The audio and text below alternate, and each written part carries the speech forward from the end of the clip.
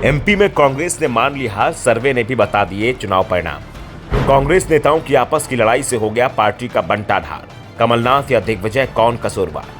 BJP का दावा, 150 से ज्यादा सीटों पर चुनाव जीत रही है पार्टी। मध्य प्रदेश कांग्रेस के अध्यक्ष कमलनाथ शिकायत कर रहे हैं कि चुनाव में बेईमानी हो रही है। नेता प्रतिपक्ष डॉक्टर गोविंद सिंह दावा कर रहे हैं कि उन्हें तो पहले ही पता था कि बेईमानी होगी, इसलिए चीफ सेक्रेटरी इकबाल सिंह को हटाने के लिए चुनाव आयोग से कहा था, नहीं हटाया। अब जगह जगह से खबर आ रही कि वोटों की हेराफेरी हो रही है। बालाघाट में हुआ, हमारे क्षेत्र में भी हुआ है। तो दूसरी ओर बीजेपी के प्रदेश अध्यक्ष बीडी शर्मा ने कांग्रेस के आरोपों को उसकी हताशा बता दिया। बीजेपी का दावा है कि कमलनाथ ने वोटिंग के बाद पार्टी कार्यकर्ताओं से फीडबैक लिया। उसमें कार्यकर्ताओं ने ही बता दिया कि कांग्रेस चुनाव हार गई है और इस बार बीजेपी सबसे बड़ी जीत की ओर बढ़ रही है। बीजेपी अध्यक्ष बीडी शर्मा ने कमलनाथ और दिग्विजय सिंह पर तंज कसते हुए कहा कि अभी 3 तारीख आने में कुछ वक्त बचा है, अभी से कांग्रेस के लोग चिंता में क्यों डूब रहे हैं।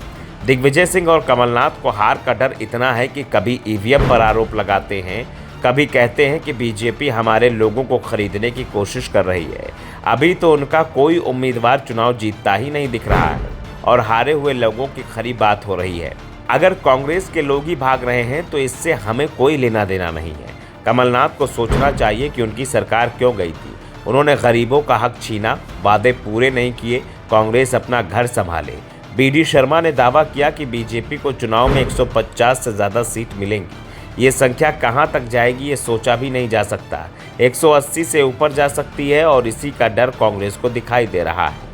बालाघाट के मामले को लेकर भी बीजेपी ने चुटकी लेते हुए कहा कि बालाघाट के कांग्रेस नेता कह रहे हैं कि कुछ भी गलत नहीं हुआ है, जो कुछ हुआ वो गलतफहमी के चलते हुआ। हमारे यहाँ सब कुछ पारदर्शी तरीके से चल रहा है, लेकिन भोपाल और दिल्ली के कांग्रेस के लोग कह रहे हैं कि वोट में हेराफेरी हो रही है। कांग्रेसियों की बात पर कोई कैसे भरोसा करेगा जब वो खुद ही अलग अलग बयान दे रहे हैं। इस बीच बीजेपी की ओर से दावा किया गया है कि कमलनाथ ने कांग्रेस कार्यकर्ताओं से जो फीडबैक लिया है उसमें ही कांग्रेस को 100 से कम सीटों पर सिमटते हुए बताया गया है और इस रिपोर्ट के बाद से ही अब कांग्रेस की ओर से हार के लिए बहाने खोजे जा रहे हैं, जबकि हार पहले से ही तय थी और कांग्रेस की आपस की लड़ाई के चलते ये हार और बड़ी हो गई है। चुनाव से पहले ही कांग्रेस के नेता एक दूसरे के कुर्ते फाड़ने में लगे हुए थे और अब चुनाव में जनता ने कांग्रेस के कुर्ते फाड़ दिए हैं और इन्हें 5 साल के लिए और विपक्ष की बेंच पर बैठने के लिए मजबूर कर दिया है।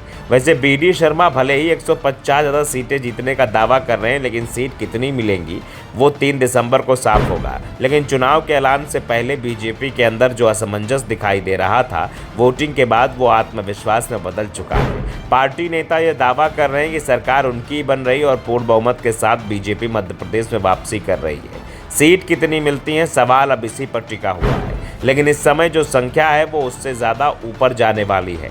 मध्य प्रदेश में जब चुनाव का ऐलान हुआ उस समय बीजेपी के पास मध्य प्रदेश की 230 सीटों में से 127 सीटें थी और बीजेपी का दावा है कि इस बार ये संख्या इसके ऊपर ही जाएगी, कम नहीं होगी, जबकि विधानसभा में बहुमत का आंकड़ा महज 116 का ही है।